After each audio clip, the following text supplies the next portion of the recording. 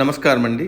భగవద్గీతలో నేడు 7వ అధ్యాయము విజ్ఞాన యోగమునందు 13వ శ్లోకము తాత్పర్యం వినిపిస్తున్నది మీ విజయభాస్కర్. త్రిభిర్గుణమయైర్భావై రేభిః సర్వమిదం జగత్ మోహితం నాభిజానాతి మామేభ్యం పరమవ్యయం. తాత్పర్యం: సత్వ రజస్తమో గుణముల యొక్క భావములతో ఈ ప్రపంచమంతా మోహములో చిక్కుకుపోయింది. ఈ 3 గుణముల యొక్క భావముల ప్రభావములో పడ్డ మానవులు 3 గుణములకు అతీతుడనైన నా గురించి తెలుసుకోలేకపోతున్నారు. ఈ అనంత విశ్వం, ఈ విశ్వంలో భాగమైన ఈ భూమి, ఈ ప్రకృతి, ఆ ప్రకృతిలో నుండి పుట్టిన మానవులు అంతా ఈశ్వరమయమైనప్పుడు ఈ మానవులకు రకరకాల బాధలు సుఖదుఖాలు ఎందుకు కలుగుతున్నాయి? ఈశ్వరుడు ఆనంద స్వరూపుడైనప్పుడు అందరూ సుఖంగానే ఉండాలి కదా. మరి చాలామంది దీనంగా ఏడుస్తూ కష్టాలు అనుభవిస్తూ దుఃఖిస్తూ ఎందుకు కాలం గడుపుతున్నారు? దీనికి కారణం ఏమి అని ప్రతివాడిలో ఒక ప్రశ్న ఉదయిస్తుంది. దానికి సమాధానమే ఈ శ్లోకం. వానాకాలం, ఆకాశమంతా మబ్బు పట్టి ఉంది, ముసురు, సూర్యుడు కనపడటం లేదు. అంటే సూర్యుడు లేడా?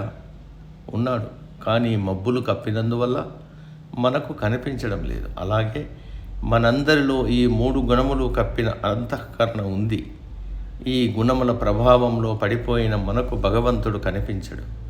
మబ్బులు విడిపోతే సూర్యుడు కనిపించినట్టు మన అంతఃకరణ పరిశుద్ధంగా ఉంటే భగవానుడు స్పష్టంగా కనిపిస్తాడు. ఆ మేఘాలు తొలగిపోవాలంటే మామూలు గాలి పనికిరాదు, జంఝామారుతం కావాలి. అప్పుడు మనల్ని ఆవరించిన మాయా మేఘాలు చెల్లాచెదురైపోతాయి. కాబట్టి ప్రతివాడు తన గురించి తాను తెలుసుకోవాలి. తాను ఎవరు? ఈ మాయ ఏమిటి? ఈ 3 గుణాలు ఏమిటి? ఈ 3 గుణాలకు తాను ఎందుకు ఎలా లోబడిపోతున్నాడు? వీటి నుండి ఎలా విడనాడాలి? ఈ విషయాలన్నీ క్షుణ్ణంగా ఆలోచించాలి. అంతేకాని తాను జైల్లో ఉన్న సంగతే తెలియని వాడు బెయిల్ కోసం ఎందుకు ప్రయత్నం చేస్తాడు? మనకు కూడా మనల్ని ఈ 3 గుణములు అనే మాయ ఆవరించి ఉన్నట్టు తెలియదు. అంతగా వాటిలో కూరుకుపోయాం. అందుకని ఈ బందిఖానలో పడి కొట్టుకుంటున్నాం. వీళ్ళంతా అవివేకులు, ఏమీ తెలియని వాళ్ళు అని అనుకోకండి. ధనవంతులు, చదువుకున్న వాళ్ళు, బలవంతులు, అందగాళ్ళు అందరూ ఉన్నారు. ఎవరి గుణం వారిది. కాబట్టి ఈ బంధనములలో నుండి బయటికి రావడానికి ప్రతివారు ప్రయత్నం చేయాలి. తెర తీస్తే కానీ పెళ్లి కూతురు కనపడదు. అలాగే ఈ 3 గుణములనే తెర తీస్తే కానీ భగవానుడు కనపడడు. దీనికి కావలసినది భక్తి, శ్రద్ధ, వైరాగ్యము, నిష్కామకర్మ, సమత్వము, పరోపకారము, ధ్యానము మొదలగునవి. కాబట్టి నాకు భగవంతుడు ఎందుకు కనపడటం లేదు అనే వాళ్లకు ప్రశ్నకు ఇదే సమాధానం. ముందు తనలో ఉన్న 3 గుణముల యొక్క ప్రభావం అనే తొలగిపోవాలి. ఈ మోహంలో పడి ఉన్నంత వరకు ఆ తెర తొలగదు. దీనికి ఎవరికి వారు ప్రయత్నించాలి. భగవంతుని చూడటానికి ఇదే మార్గము. ఈ విషయాన్ని ఇంకొంచెం వివరంగా తెలుసుకోవడానికి ప్రయత్నం చేద్దాం. పరమాత్మ తాను 2 విధాలుగా ప్రకటించబడుతున్నాడు. ఒకటి పరాప్రకృతి, రెండవది అపరాప్రకృతి. పరాప్రకృతి మామూలు కంటికి కనపడదు. ఎందుకంటే అది నిరాకారము, నిర్గుణము, నిర్వికల్పము. ఇంకా అపరాప్రకృతి మన ఎదుట కనపడుతూ ఉంటుంది. ఇది 3 గుణముల సమ్మేళనము. మన కంటికి కనపడుతూ ఉంటుంది. ఈ అపరా ప్రకృతినే సంసారమని కూడా అంటారు. తెలియని దాన్ని పట్టుకోవడం కంటే తెలిసిన దాన్ని పట్టుకోవడం సులభం కదా. కనపడని దాని గురించి ఆలోచించే కంటే కనపడే దానిని అనుభవించడం మంచిది కదా.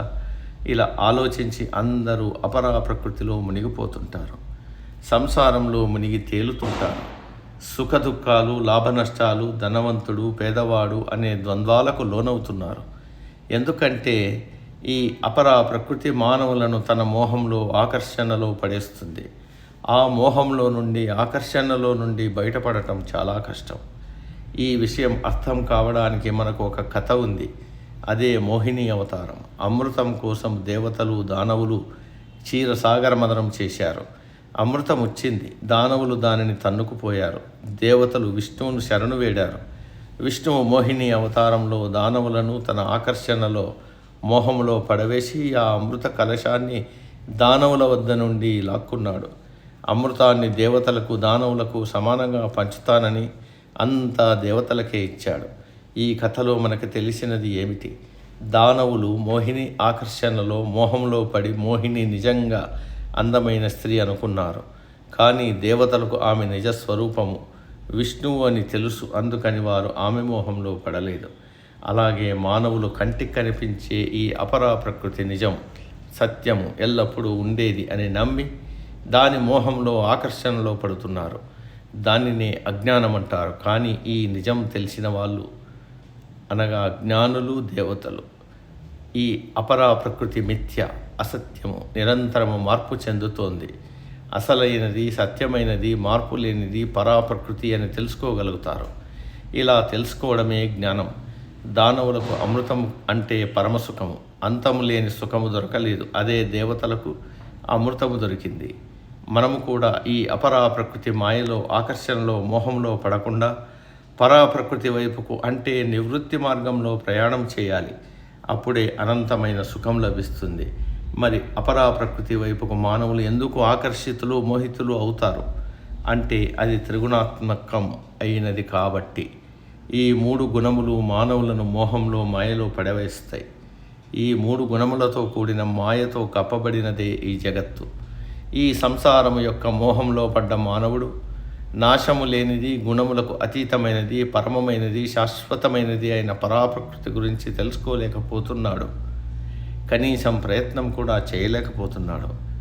మనం ఎటు జీవితకాలమంతా అపరాప్రకృతిలో అంటే సంసారంలో మునిగిపోయి ధనము, భార్య, పిల్లలు, ఆస్తులు, పదవులు, కోరికలు అవి తీరడానికి పూజలు, వ్రతాలు, ఆ కోరికలు తీరకపోతే అసంతృప్తి, అశాంతి, కోపము, దుఃఖము, నిర్వేదము ఎన్ని ఉన్నా ఇంకా ఏదో కావాలనే ఆశ, ఉన్న ఆస్తిని, ధనాన్ని కాపాడుకోవడం, లేని దానికోసం ప్రాకులాడటం, వీటితోనే జీవితంలో సగభాగం గడిపేశాం. కాబట్టి ఇక మీదనైనా నాకు తెలియని, నేను ఆలోచించని, నా ఆలోచనలకు అందని, నాకు లభించని పరాప్రకృతిని గురించి జ్ఞానమును నాకు అనుగ్రహించు.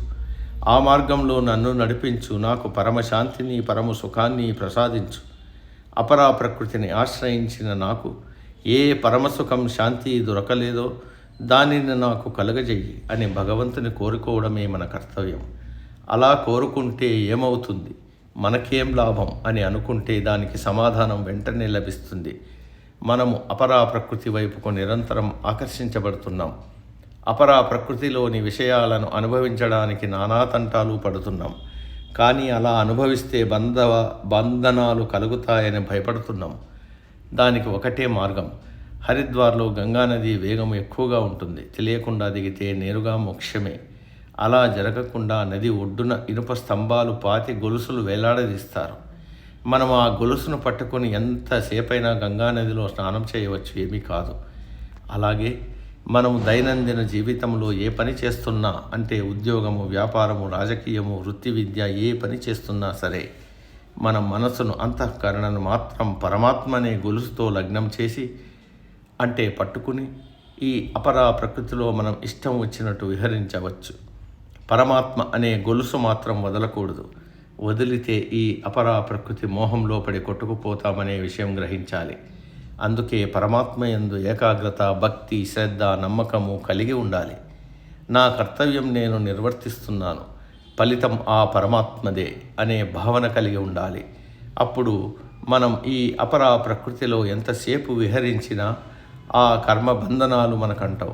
నిశ్చింతగా ఉంటాం, పరమానందాన్ని పొందుతాం.